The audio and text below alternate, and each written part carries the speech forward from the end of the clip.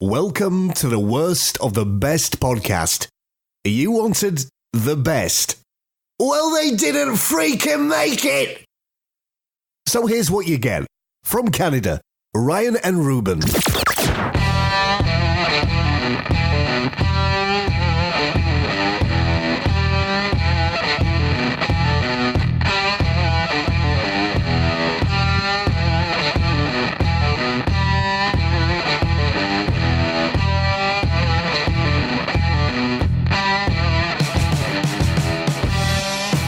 All right, we're recording. Hey, Ruben, how's it going, brother? Very good. This is our first episode of the Worst of the Best podcast, doing it across the country. Yeah, it's exciting and sad and exciting, much like my love life. Dude, so a little humor to start off the show. Yeah, because I'm in Quebec right now, Quebec, Canada, for those who want to look it up. I've moved 3 time zones over, and I've explained this on the Rocky show that we do, because our listeners are wondering, hey, where's Ruben? What I've explained is that you're 3 hours behind, I'm 3 hours ahead, however you want to look at it, and we're both very busy people. You have a family and very much full-time long days of work, and I've got long days coming up in my new position, and it's just hard to correlate 10 in the evening my time, 7 p.m. your time, and recording episodes. But we do it for the fans, Ruben. Yeah, that's right. In case you're not a fan yet, and this is your very first time listening, the Worst of the Best podcast, we go over the very best things in life, and then we decide which one's the worst thing of it. Yeah. So today, this is the Mandela Effect. Some examples that we're going to go over of the Mandela Effect, and then we're going to decide which one's the worst one out of these best examples. Yeah, so these are 14. We're going to go over 14 Mandela Effect examples, Ruben, that will mess with your brain and our listeners' brains. It's easy to do for mine. Is it easy to mess your brain? Oh, yeah. Okay, well, let's go over what the Mandela Effect is. Maybe some of our listeners might not know. The Mandela Effect is one of the internet's recently popular conspiracy theories that has been messing with a lot of brains. So this phenomenon is when thousands of people with no relation to each other, or they can have relation to each other, have the exact same collective misremembering of the same event. And we're going to go over some examples, of course, of what those are. The name was coined by a lady named Fiona Bloom. And she coined this phrase in 2013, so fairly recently, when human rights activist Nelson Mandela died. Mm-hmm. So many people, Ruben, from all over the world were confused because they had the same vivid memory of him dying in prison during the 80s. The announcement came out, Nelson Mandela dead in 2013. There was enough people that people started saying, hey, what the heck? He died in the 80s in jail. So there's some confusion. You had one group of people saying he's already dead, another saying, no, well, he just died in 2013. People have even found, Ruben, old textbooks and biographies that state that Nelson Mandela did die in the 80s. And since then, many other collective false memories have sprung up and shaken up our reality. So there are a lot of different theories for why the Mandela Effect exists. Many believe that it's a result of time travel. Possibly some person who will live thousands of years from now travel back to our time and change the little things in the middle of our lifetime.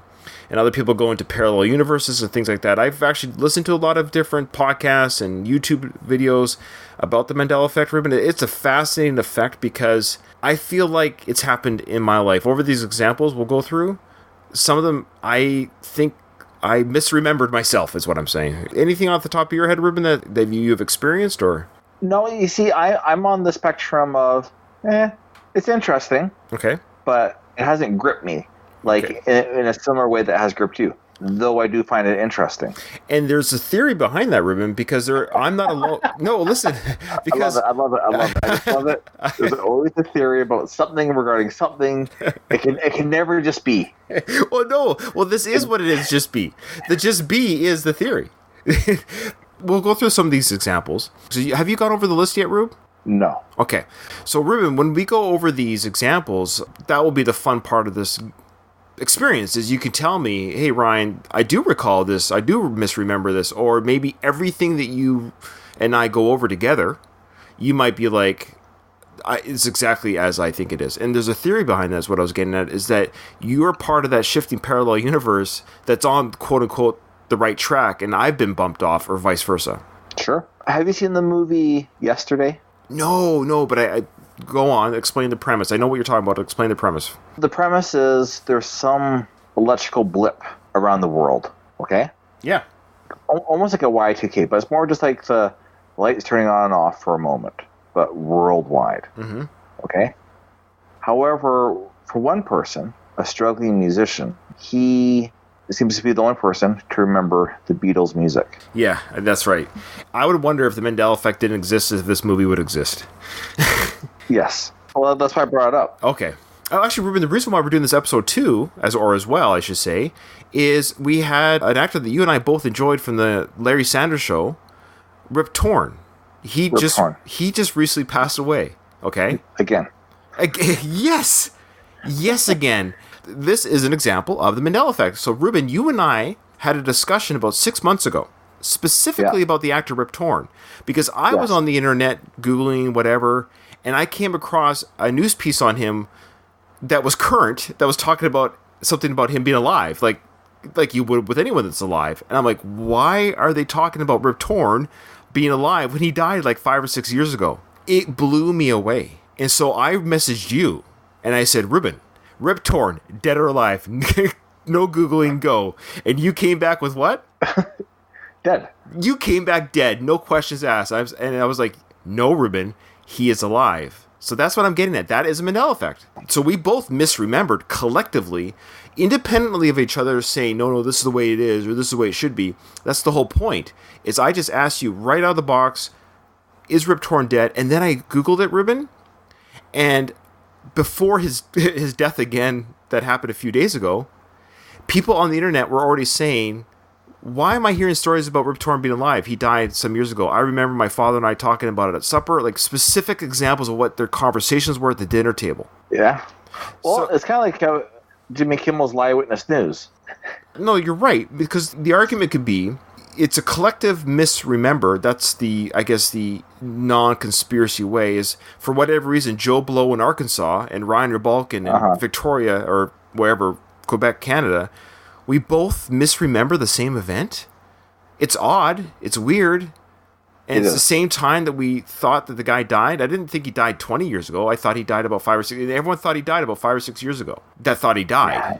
Nobody thought he died 20 years ago, and nobody thought he died a month ago. It's the same amount of time ago when these things happened. So that was the same with the Mandela Effect. People thought he died in prison in the 80s. Nobody said that he died in the 60s. People didn't say he died in the, it was...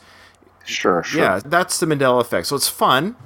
And at the end of the day, conspiracy theories, Ruben, they're fun but harmless, and the world will keep turning. Whether it's a flat-shaped world or not, it keeps spinning. Okay, here we go. That's right. So when do you start? When do you start with the first one, Rube? Berenstain Bears. I've read that book a lot when I was a kid, and I read it to my kids now. Yes. Though I've actually kind of pulled back on reading. The dad's always an idiot in it. The bumbling dad. That's a good the good old trope. It's a yeah. Worse than the Berenstain Bears. Do you know how to spell it? Well, yeah, this is a very popular one. But for our listeners, if you were to ask me, and I remember doing this experience, I did spell with EIN. The Berenstain Bears, loved by many. And anyone tell you how it's spelled? I would 100% spell it Berenstein.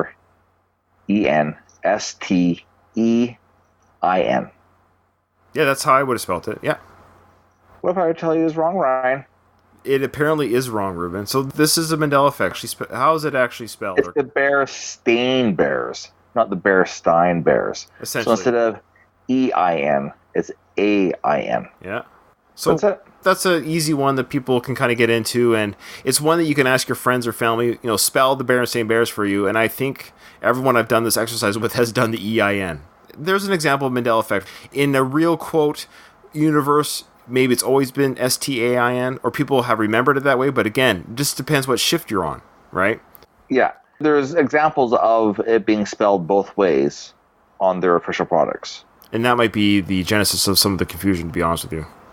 Sure, yeah. But why did that happen? Right. Because you got the two universes collecting. Let's go on to the second one. This one, actually, Ruben, is a new one for me because I've done a lot of research on Mandela Effect, but this one is actually new.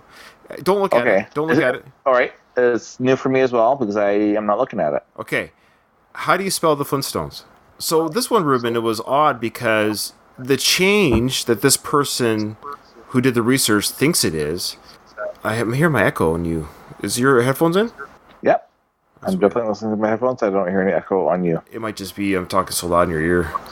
I tend to talk loud. Okay. So this person is saying that Flintstones was spelled with an N. Flintstones instead of Flintstones. And they're saying that it changed from Flintstones to Flintstones. So yeah, this guy might be on his own. I don't ever recall that. I've always thought it was the Flintstones. Yeah. So yeah, that's kind of a weird one. The Flintstones, this guy's saying he thought it should not have a T, but it does. And I always thought it had a T, so you know what? This is one where it's no fun for us. It's fun for him, but not for us. Okay. Do you remember that song, Ruben, when you were a kid? I wish I was an Oscar Mayer Wiener. Wiener. Yeah. Okay. Well, how do you spell Meyer?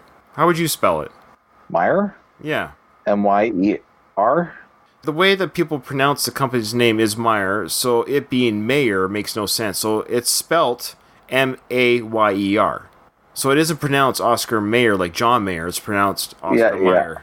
The pronunciation of the company name in the song just makes it seem like it should be Meyer, M-E-Y-E-R. But it's not, Ruben. It's Mayer. Are we just misremembering because of the song, maybe, and the pronunciation? Why, yeah. Well, I guess I never knew how to spell either of them. I would have gone with M-Y-E-R. But still, phonetically, I got the Meyer. Yeah, I wish I was an Oscar Mayer Wiener. I wish I was an Oscar Mayer Wiener. And to be fair, Wiener should be Weiner. So, and to be fair, nobody should be singing this song. We shouldn't have sang that song. When I was a kid, yeah, I thought that their automobile thing was so cool. You still don't think the Oscar Mayer Wiener vehicle is cool? Like, as a kid, if that was our family vehicle, I would have been like, yeah. But as an adult, I would not want that to be my vehicle. You wouldn't want to drive a big wiener around? I would not, no. No. Our fourth one, Mirror, Mirror on the Wall. This one is crazy. It's not Mirror, Mirror on the Wall, Ruben. In the movie, the Wicked Queen says Magic Mirror on the Wall. Weird. That's it for that one. Everybody says mirror, mirror on the wall. Who is the prettiest? Yeah, and I think magic mirror on the wall. It's magic mirror on the wall. Magic mirror on the wall. All right, number 5, Ruben. You want that one? Sex in the City? That's right. That's a weird question. Like, you knew what the answer was. And so you asked me, Ruben, do you want Sex in the City? Oh. You're referring to the TV show. Yeah. Yes. Who's one of the main characters is from our hometown. Who's that? I don't know. I've never watched the show, but she's blonde, straight hair. No, not Sarah Jessica Parker. I don't watch the show either. Is she the one with the mole? Yes. She is the one with the mole. Oh, moly. Yes, that was the first thing I thought of too. Austin Powers, Fred Savage, great role. The beloved show about a woman named Carrie Bradshaw and her friends living in New York City is known by most who are original fans of the show Sex in the City. Yeah. Okay. Now, if you go back and watch the show, it is called Sex and the City. Yeah. I mean, I didn't watch the show either, but it's just any show that's popular, you're aware of it. I always thought it was Sex and the City. It's Sex and the City. Yeah, so there's sex, and then you have a city as well. The two aren't happening at the same time, in the same place, necessarily.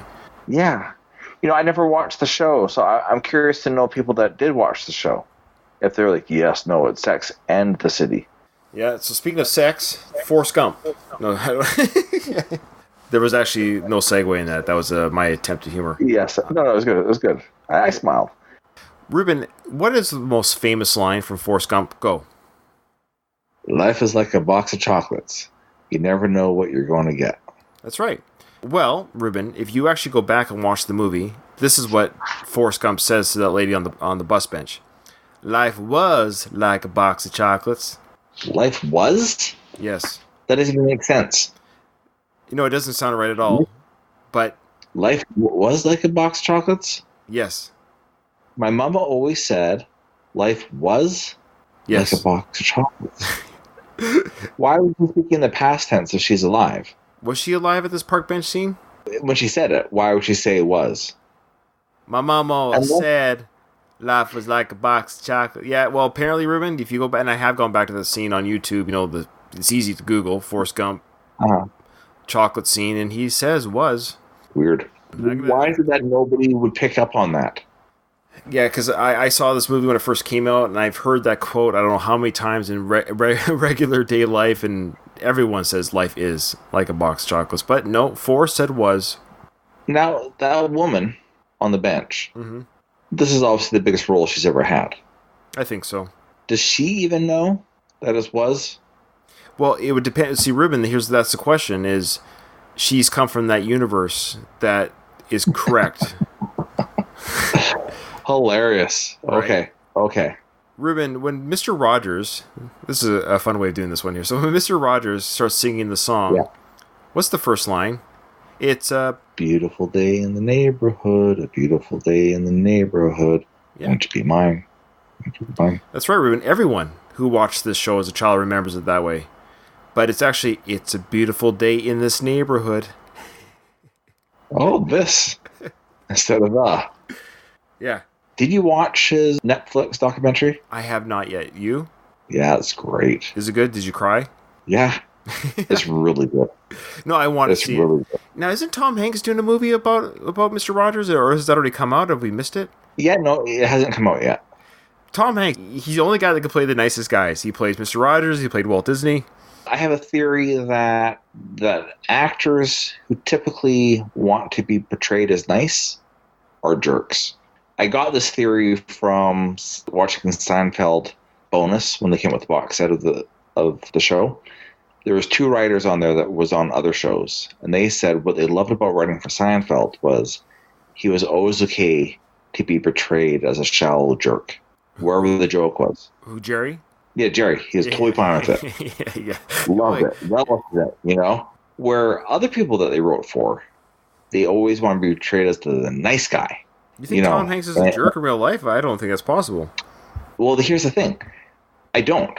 But if they wrote for Roseanne, for example, I looked on their IMDb, and obviously she's a jerk. But she, want to be portrayed as somebody positive and good or whatever, right? And there's other people that they wrote for that we would know. I actually think Bill Cosby was one. But meanwhile, not nice. But Tom Hanks. I love Tom Hanks. I see a lot of his movies. He seems like he's a great guest on late night talk show hosts, Yeah. Are you really a nice guy, Tom Hanks, to play Mr. Rogers? I hope so. I hope we're not Mandela affecting Tom Hanks. I can't wait for some secret tape to be leaked. Tom Hanks going like full racist, misogynistic talk on everyone in Hollywood. Oh, it's terrible. It's terrible. It won't happen. Did you ever see the movie Interview with a Vampire? I don't know. It was so long ago. I wasn't into the books. I know I've seen clips of it so much that I don't know if I've seen it or think that I might have saw it. Well, Ruben, no, you didn't, because you would have seen the movie Interview with the Vampire. The post what? Interview with a Vampire. Oh. Yeah. I enjoyed it, and I was really hopeful that it would become a series. I think that was the intent. I don't think it did that bad, but you had Brad Pitt playing a vampire, Tom Cruise playing... And what I liked about Tom Cruise, he's playing it against type. He's playing a very... They even toned it down from the books. He's playing he's a vampire. He kills people for food. Yeah, it was actually a fun movie. I enjoyed it. Kirsten Dunst, she was 12 in that movie, is her first role. But, oh, wow. Yeah, but it's Interview with the Vampire. And Christian Slater played the interviewer. Spoiler alert, he gets eaten at the end. Wow. Yeah. Interesting. Yeah, Tom Cruise eats him, I believe. Looney Tunes, Rube. We grew up watching Looney Tunes. What about it? Well, we grew up watching Love Looney Tunes.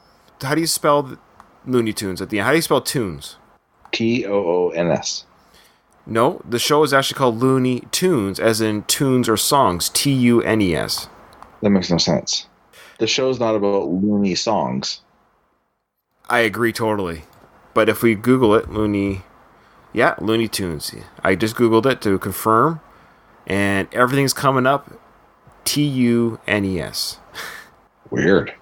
It's weird because maybe the Mandela Effect makes things make sense on their own, if that makes sense.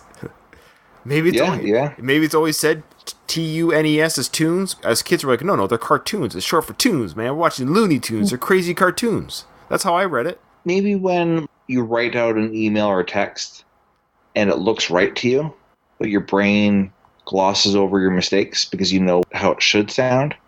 Yeah, I guess so. That's a good theory. Maybe their brain does that for the way things actually should have been spelled. That Rip Torn should have been dead. Yeah, Rip Torn should have died 5 or 6. He should not have. He looked horrible. He looked horrible. I thought that was his death. Mandela should have died in that prison. Yeah. Yeah, Mandela. Yeah. We'll get him. So without reading ahead, Ruben, I'll just quiz you on these last few. Fruit Loops. How do you spell Fruit Loops? Just traditional Fruit, new word LOOPS. Wrong. Fruit is FROOT, double O. Oh, is that so? Wow. Isn't that weird? Why would they even bother? I guess it's a clever way, it's Fruit Loops. And I guess it's a way of them saying we have absolutely no fruit in the cereal. Sure, yeah. All right, what's the next one? All right, Ruben. Febreze. Quickly, how do you spell it? Febreze? Yeah. FEBRR. You know what? You said quickly, but I was thinking about it. No, it's okay. I don't mean quickly. So without looking is what I should have said. Without looking, originally what I was thinking was FREBEEZE, but maybe it's Febreze, which is how you pronounce it, FEBREEZE. What was your first spelling? FE, and then I'm like, no, it should have been FR, but FE. Maybe it's the way I'm pronouncing it. My apologies. It is the two spellings that are Mandela. They have nothing to do with the first two letters. So it is. How do you spell the last part? BREEZE. Wrong. Only one E. One E? Yes. See, you're getting Mandela right now. I love it. Live on air, boys. Out of 3 E's, there's just one? No. What I mean is not double E. It's like a breeze of wind. No, it's one E. Well, that doesn't make sense. Yeah, that's just Febreze, brother. Star Wars. I know you're not a big Star Wars fan. I watched them all, but I'm not into it. No, I understand that, but you were raised at the same time frame that I was raised in. So Star Wars was huge when we were kids, and the big one in Empire Strikes Back is when Darth Vader makes a big revelation to Luke. And Luke, I am your father. You quoted exactly the wrong quote. Here we go, Rube. The phrase "Luke, I am your father." It can be found on T-shirts, hats, phone cases, anything else in between. With the recent repopulation of Star Wars, this phrase has been everywhere. But however, Ruben, if you go back and watch Star Wars now, you'll see that Darth Vader doesn't even say this. He says, "No, I am your father." Weird. In my head, I could hear James Earl Jones saying, "Luke, I am your father." That's his name, right? James Earl Jones? Yeah, James Earl Jones, yeah. Yeah, because I believe what the line is Luke is saying, you killed my father. You killed my father, whatever. Obi said you killed my father. And that's why Darth goes, "No, I am your father." So it kind of makes sense to say, "No, I am your father," but it's been misquoted or misremembered, at the very least misquoted. Ruben, spell the brand name Skechers. SKETCHERS? Wrong. No T. That's it. That's the Mandela Effect exam. The last one. You might not know this one because it's an American food chain. How do you spell Chick-fil-A? CHICKAFLA? Sorry, say the first, but you just need the chick part. Check. CHICK. So, Ruben, you spelt it the way that it is. So if you were to Google Chick-fil-A, it is CHICK. Out of all these 14 examples, Ruben, we can honestly say there was only like 2 of them, specifically on your end, where you remembered it as it is now. So out of the 14 common examples, we pretty much did it live with you, Rube, because you came in this fresh, not seeing these examples. You said the Flintstones, as it always was, with a T, that's what it is. That's what I thought too. So that one's a kind of a weird one, but maybe there are other listeners who thought it shouldn't have the Flint stone. The other one that you got right off the bat is the way it is the Chick-fil-A. Some people remember it without the K, but you say you've always remembered it with the K. So that being said, Ruben, that's not bad. 14 examples, and there's hundreds. Yeah. If you go online, I saw a list, Ruben, for 350 examples. Oh, I'm sure there's more, yeah. Yeah. There's also a theory, Ruben, that this phenomenon took place because of the CERN God particle experiment in 2012. I'm not familiar with that. Okay, for our listeners and for you, Ruben, on your own time, you can Google that. I forget the country in Europe, but there's the Super Collider. You heard about that machine? It's like hundreds of miles long or whatever. They can basically create a mini. Uh-huh. What was that? What was that sound? Sorry, go ahead. Sorry. Start again. Yeah, it's something. Well, I don't know how long. It's kilometers long, and it's just like Google. It's called the Super Collider or Collider. This by CERN, and apparently they created what was called like a mini Big Bang. And there's an actual real danger that this could have created a black hole that would have sucked up the Earth. And people are saying that the Mandela Effect is kind of true, because this was 2013, that after CERN did this experiment, it shifted majorly the parallel universes. There's no examples of Mandela Effect before the CERN experiment. Now, it could be causation or correlation, it doesn't matter, but that's an interesting food for thought. This was kind of a fun, interesting list. There's nothing really bad about this list, so I don't know how we can pick the worst. What do you want the criteria to be for worst? The one that didn't blow your mind very much? The least impressive. That's a good one, yeah. Which one shocked you the least, then? Now, we won't count the 2 that didn't change your mind, so there's 12 that you theoretically could have been shook by. We'll go through really quickly here, where you're like, whoa, I had no idea. Berenstain Bears, Flintstones, Oscar Mayer, Mirror Mirror, Sex and the City, Life is Like a Box of Chocolates, It's a Beautiful Day in the Neighborhood, Interview with the Vampire, Looney Tunes, Fruit Loops, and Febreze, Luke, Skechers, and Chick-fil-A. So this is the one, so we're picking, of the ones that you misremembered, which one shook you the least? Well, I'm not really familiar with Interview with the Vampire, so I can't really speak to that. Okay, Febreze. I feel the least attachment to Febreze. I totally agree. Even though I've used the product Febreze, I'm not I'm not shook by it. No. Forrest Gump shook me a little. Fruit Loops, the Looney Tunes for sure. Life is Like a Box of Chocolate. Yeah, Mirror Mirror on the Wall. Those are like legit. That's odd. Febreze, I'm very much indifferent. It's a horrible product, and I'm never going to use it again in my life. Yes. All right, Ruben, that was exciting. So remember, in front of every silver lining, there's a cloud, and we're here to help you find it. Thanks for listening, everybody.